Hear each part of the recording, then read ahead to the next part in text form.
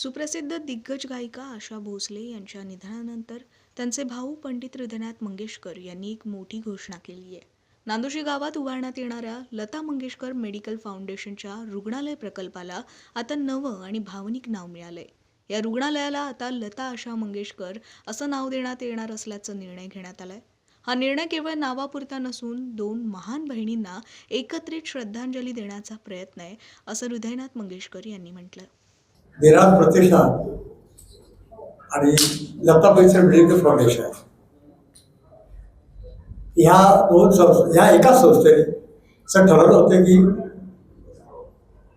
लता निराश मंगेशकर यांच्या नावाने एक मोठं रुग्णालय हॉस्पिटल बांधावं. आणि त्याप्रमाणे आम्ही पुण्याच्या बाहेर थोडंसं बाहेर एक मोठी जमीन घेतलेली आहे आणि त्याचा कोण शुभारंभ 16 एप्रिल मुख्यमंत्री आणि भागवत साहेब यांच्या हस्ते होणार होता. आणि त्या कार्यक्रमाला आम्ही सर्व मंगेशकर उपस्थित राहणार होतोच, पण आशाताई या नाही आहे आपल्यामध्ये. तिने मला आणि डॉक्टर केकरांना वचन दिलं होतं, प्रॉमिस केलं होतं की मी नक्की या कार्यक्रमाला येते. आजारी असूनही तिने हे आम्हाला कबूल केलं होतं. पण दुर्दैव असं झालं की ती अचानक तिला हृदयविकाराचा झटका आला.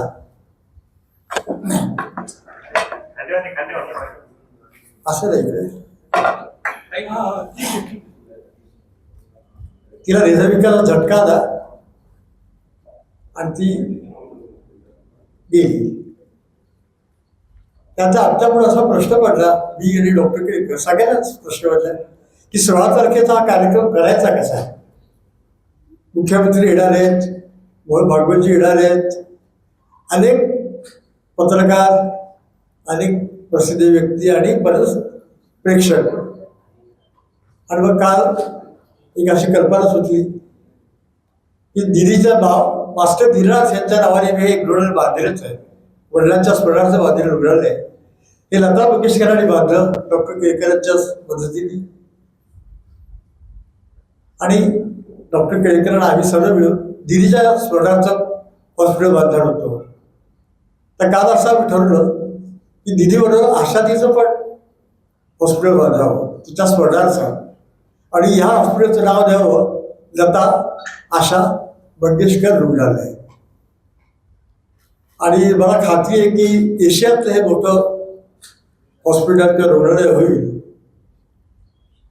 मी सगळ्यांना विनंती करतो की त्यांनी पूर्ण सहकार्य करावं, आशीर्वाद द्यावा.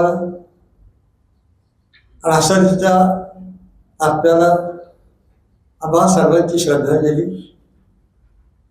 मी इथं जे आपल्याशी बोलतोय, मी असे मुंबईत असताना होतं, पण कधी कधी असं असतं की आपली दुःख बाजूला ठेवून आधी कर्तव्य करायचं असतं. हे आम्हाला दिदीने शिकवलं. दिदी म्हणजे लता मंगेशकर. त्यामुळे मी सगळी दुःख विसरून आधी हे काम केलं. आपण सहकार्य द्याल, हे जे मी आपल्याशी बोलतो हे आपण प्रसिद्ध करा. आणि माझी भूमिका, आमची भूमिका आपण प्रेक्षकांकडून मांडणार अशी मी आशा करतो. धन्यवाद. गाणं ऐकलं की मी गेले ऐकून, अशी ती बंदिश आहे साधारणची. त्या बंदिशीचे शब्द लिहून घेतले, जीवा लगा राहिली रे दूर घर माझे.